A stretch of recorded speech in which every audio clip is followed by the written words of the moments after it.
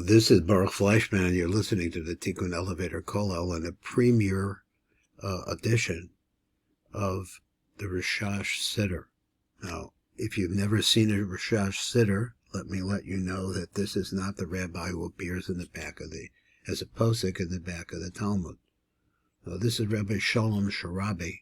He was born in 1720 and died on January 18th, 1777. He lived 57 years. So we're going to get an idea. Let me see if I can find how we get it.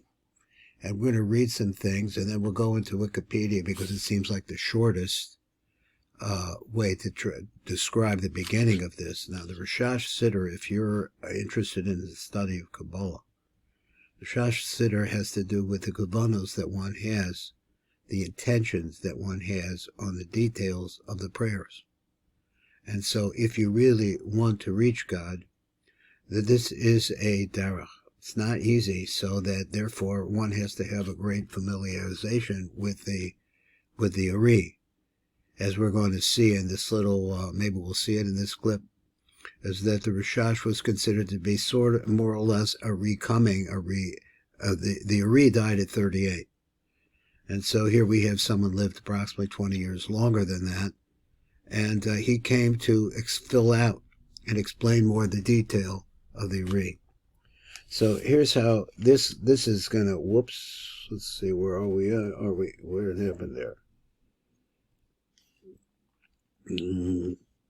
Here we go. So it says like this, and we'll try to read it together to get an idea. He says, this is the clarification here needed. Sar Shalom Sharabi.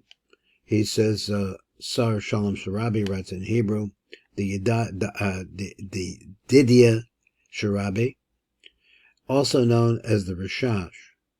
The Shemesh, it's also known as the Shemesh, or Rabbi Shalom Mizrahi Didia al-Sharabi. He was a Yemenite rabbi. He was a halachist, studied halacha, paskin shilas, chazan, and kabbalist. In later life, he became the Rosh Yeshiva, the Bet El Yeshiva, which has reconstituted itself in the Old City and is there in the Old City, the Rova in Jerusalem, in the Old City of Jerusalem. His daughter married Rabbi Chaim Avraham Gagin. Now, this is a name I don't know, but I don't know a lot. He was a rabbi in Jerusalem, making him the great-great-grandfather of Shem Tov Gagwin, the Keter Shem Tov. His son was Yitzchak Mizrahi Sharabi, and his grandson was Chief Rabbi Chaim Avraham Gagin. Now we have, let's see, a person who was born in 1720. He was born in Sharab Salam, Yemen, so you can see the name Sharabi actually refers to a place in Yemen, which was at that time in the Ottoman Empire. He died in Jerusalem on the 18th of January, 1777, and he's buried on the Mount of Olives. Now let's see if we can find some more. This rabbi, and this is not too long, and we could get an idea. It's really important to know because, who is this Rabbi Sharabi? Sar Shalom Sharabi was born in Jewish Sharab, which is in Yemen. He moved to Jerusalem, then under Ottoman rule, in fulfillment of a vow. On his way, he stayed in India, Baghdad, and Damascus. In Damascus, he was involved in a dispute of halacha over the minimum olive-sized kazayas, which is a Jewish concept of a certain amount of food. The kazayas of matzah, which is a olive size of matzah that one should eat at the Pesach Seder. In Jerusalem, he made a strong impression on the local rabbinic sages, and is frequently mentioned in their books. At Bet El Yeshiva, he belonged to a group of 12 Mukubalim, along with the Hidah, other great names in Torah, the Torah's Chacham, and Rabbi Yom Tov Al-Ghazi, and other sages of Sephardic and Yemenite congregations. He remained at Bet El Yeshiva until his death, eventually becoming Rosh Yeshiva. He himself was a devotee of the teachings of Rabbi Isaac Luria, in other words, the Uriah Kodesh, and a principal innovator within Lurianic Kabbalah. Now, we're going to, knowing Lurianic Kabbalah is a real big idea here, but we'll try to explain as much of the Uriah as we can.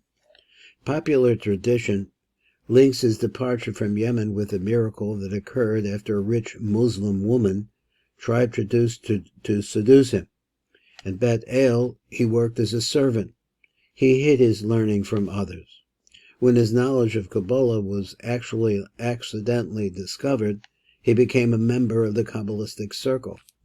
According to legend, the prophet Elijah appeared to him, and he is understood by the major Kabbalists as being himself the Gilgul of the Arizal. His grandson Solomon Moses Gagin Sharabi wrote a poem of praise on his mastery of the Eitz Chaim and Shmona Sha'arim of Chaim Vital. Members of Beit El continued to prostrate themselves on his grave on the Mount of Olives on the anniversary of his death. Sharabi is credited with the miracle that opened the Kotel to Jews.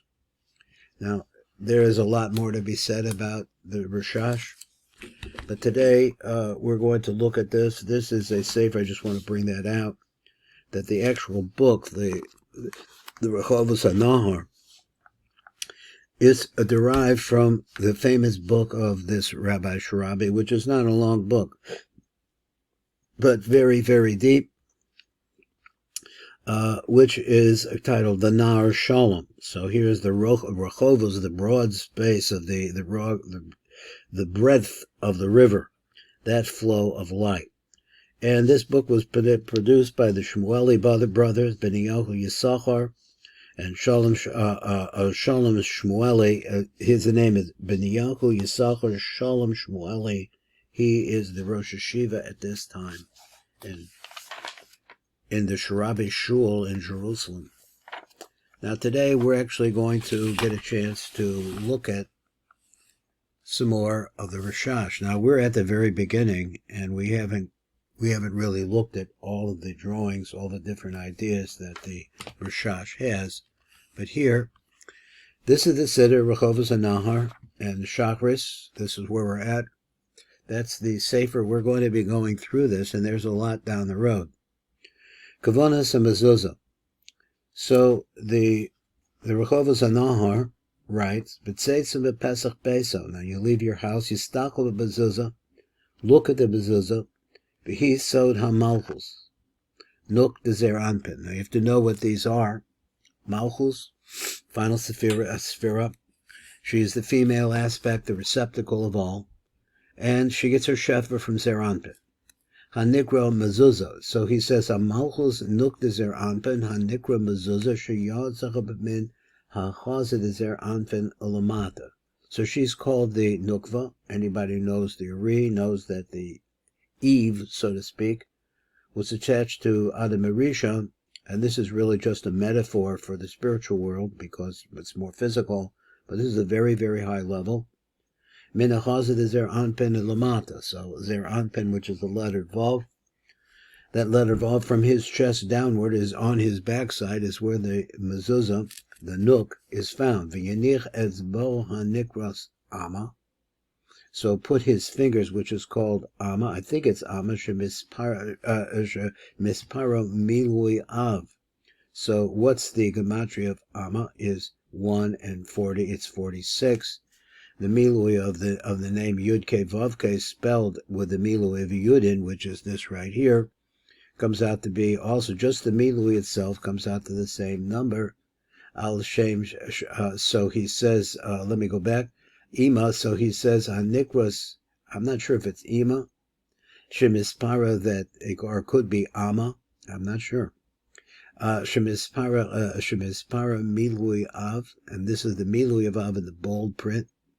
Al Shem Shakai, V'yanashko. So place your finger, it is the Ama, the finger, on that place where the Shakai, where the Shin for Shakai is, and you kiss it.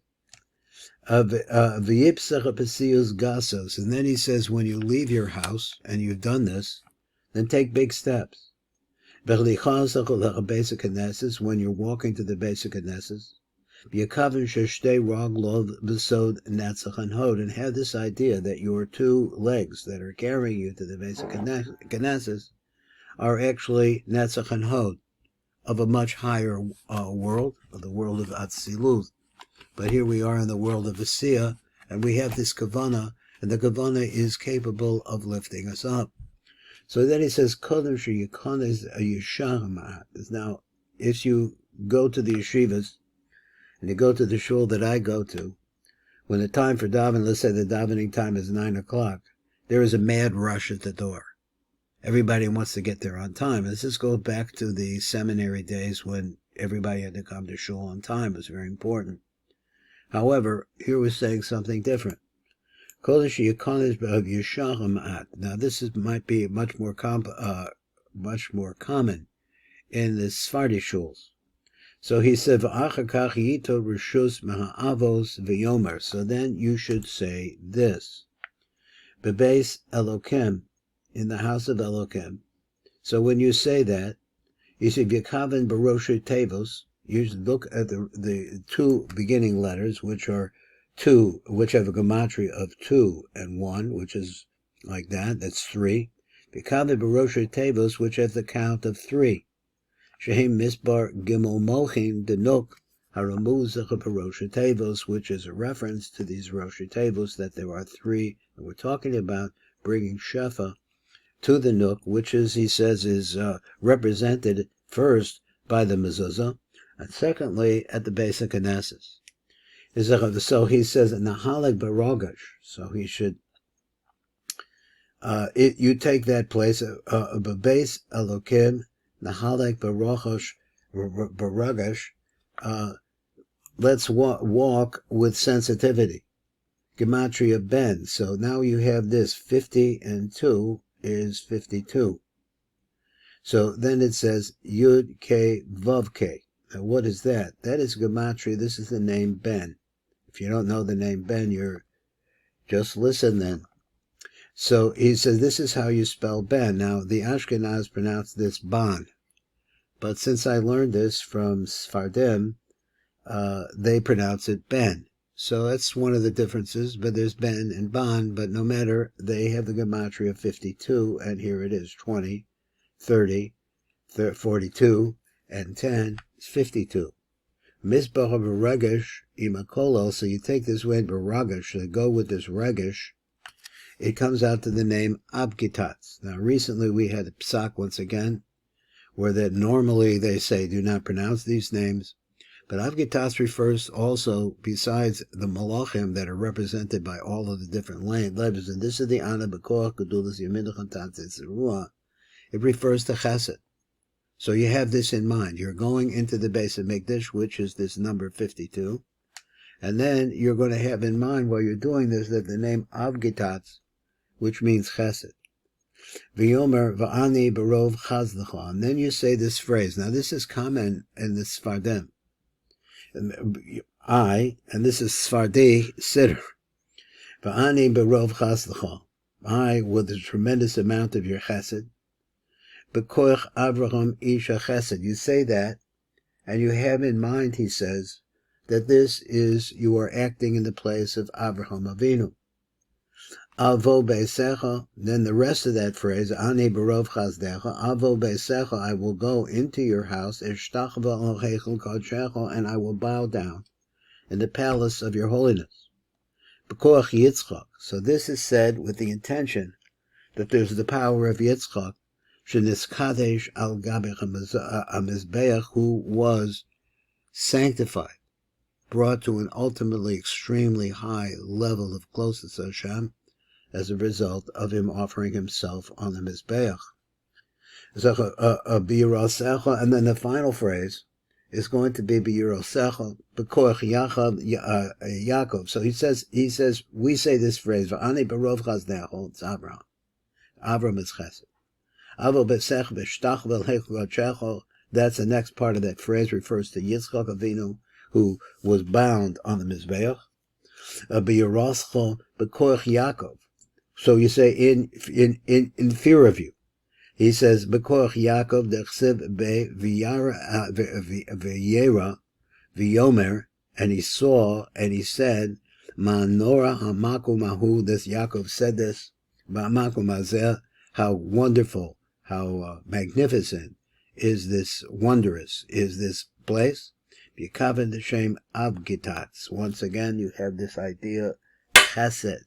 Chesed should be the entranceway into the Beis HaKnesses. Now understand that the concept of chesed is the same concept of what we understand as Zer Anpin. Zer Anpin goes in, you are carrying the Zer Anpin with the fathers of Abraham, Yitzchak, and Yaakov from this phrase into the Beis HaKnesses. This is the beginning of a yichud. Achar kach yikanes the Beis HaKnesses, then you go into the Beis HaKnesses with a tremendous feeling of awe and fear. Yikaven ki Beis HaKnesses he bebechinas havaya de ben. So have this in mind. Once again, you have to know the Re, that it is a havaya de ben. Shehi HaNukva, which is also Ben, which is Gematria 52, which goes along with this Beis HaKnesses that we're talking about, that you're entering into, which is Malchus, Shul HaNukva HaNikvas Beis Knusia, which is called the house of gathering together, La'av Saguma. Now what does this mean? We know that the Shefa that comes from the Ein Sof Baruch Hu appears in different combinations of the name Yud Kei Vav Kei. One comes to 72, 163, and 145. There's also a 52, which we're going to see right here.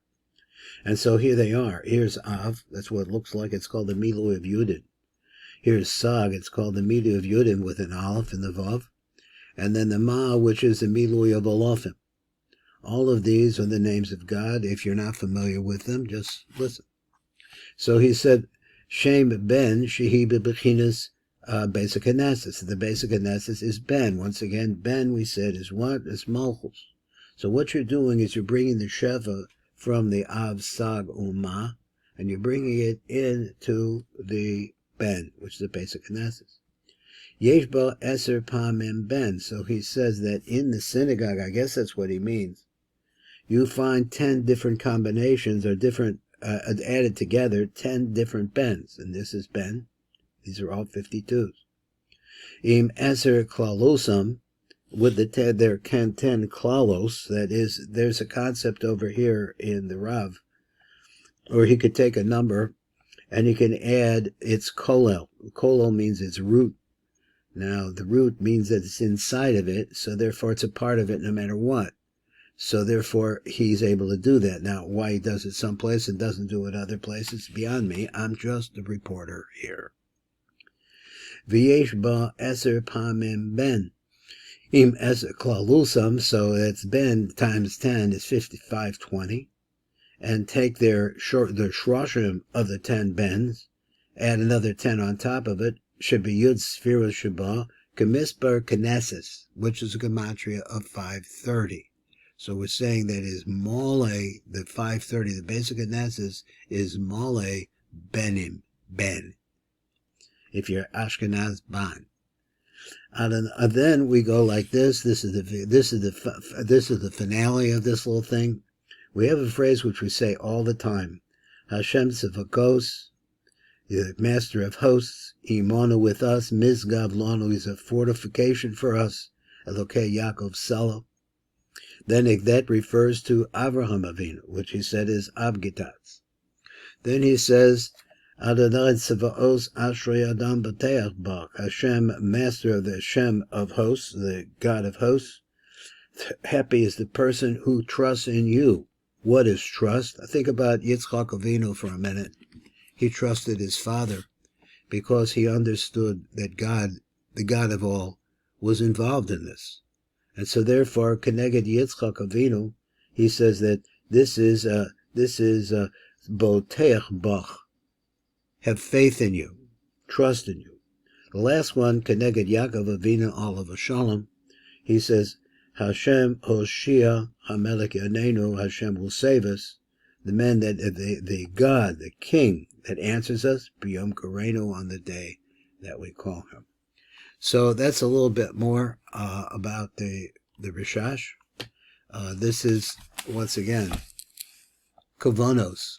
Now, you could ask yourself this question, which I'm asking myself this question. Who's got time for this? I go into the Shul, because I want to daven with a minyan, and I'm older now, so I can't run around anymore. I go places, but not running. But everybody in the Shul that's young, which is almost, here is just amazing what's happened, is that all these young people have come here, Baruch Hashem. Boca's a beautiful place. Those people, those young people are in a race. They got to get to work. They got to go out there and find money. So that's what's happening in the Shul. So when do you have a chance to do this? Well, that's a real big question, and that's one of the reasons why I want to go like this. This does take some thought. It takes time. It's a kind of situation where you have, go back 200 years at the time of the Rashash, and thinking that people could have the time. It was a different world. Here we're racing. Where we're going, I'm not sure, but we're trying to keep up. Anyway, this is Baruch Fleischman. That's one of the installments here. Tomorrow, Kavanas Mea Brachos. We'll be looking at the Kavana of the Mea Brachos, which is something, unfortunately, which for the Ashkenaz has slipped past, but not over here by the Rashash.